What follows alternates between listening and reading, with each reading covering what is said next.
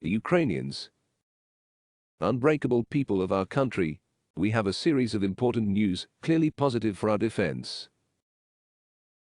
First, the House of Representatives of the United States Congress voted for a new and significant package of support for our state and global democracy.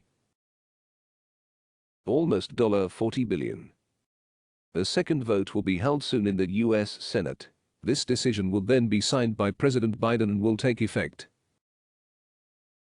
I am grateful to the people of America and to all our friends in Congress and administration for the support. What exactly is positive? These funds will be used as quickly as possible and without bureaucracy to strengthen Ukraine's defense. First of all, it is weapons and ammunition for us, equipment. But not only that. It is also a support for the investigation of war crimes of the Russian Federation, the occupiers, support for diplomatic work and more. The second decision is important and even historic. This is an update of America's famous Lend-Lease program. People who remember history well know that Lend-Lease was one of the key preconditions for the Allied victory in World War II. Lend-Lease assistance from the United States to the United Kingdom and the Soviet Union has dramatically changed the balance of power in Europe. Europeans then received a wide range of products under Lend-Lease, from aircraft to trucks, from aviation fuel to communication means. By the way, American radio stations and other things provided under Lend-Lease worked for the Soviet people long after the war. For decades, Hitler's Germany, even with all the resources in the occupied territories, could do nothing to counter this potential of the Allies on the basis of American productive capacities.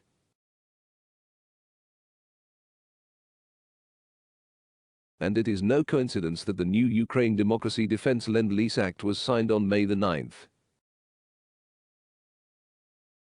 I am personally grateful to President Biden for this support, for this decision and for such symbolism.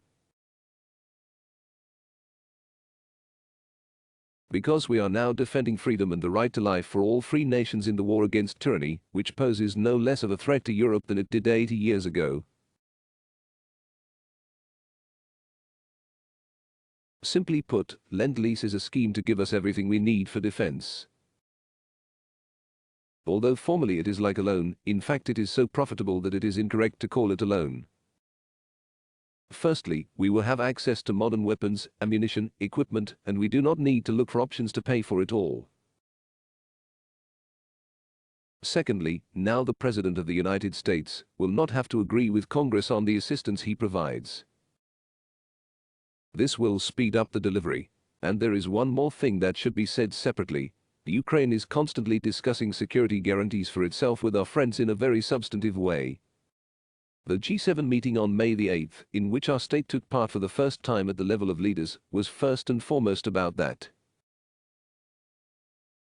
We are negotiating with the world's leading nations to give Ukraine confidence in security for decades to come. This is the first time in the history of our state when it is possible to fix such guarantees. Not something in the memorandum, not some declarative desire for some kind of course, but specific guarantees. Not only legally significant, but also spelled out so that it is clear what exactly, who exactly and how exactly guarantees us. God willing. Of course, all these things will not work in one or several days.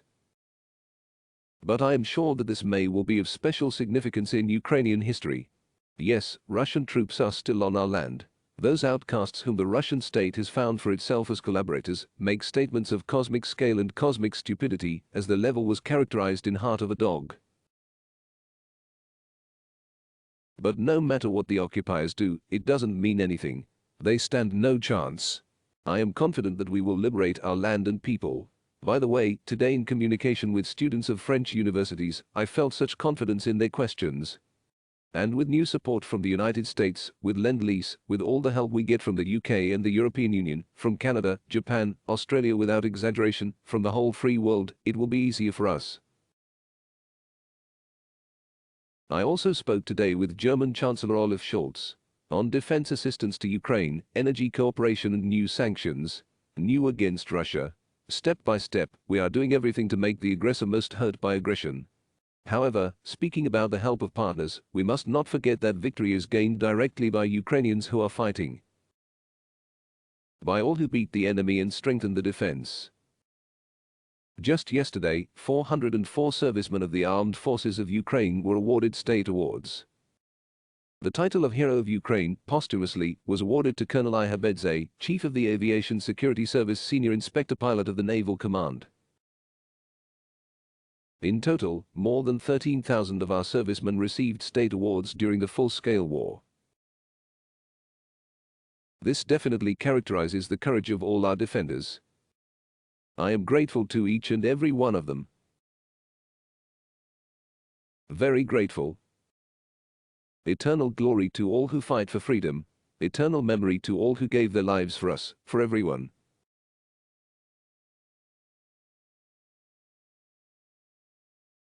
For Ukraine.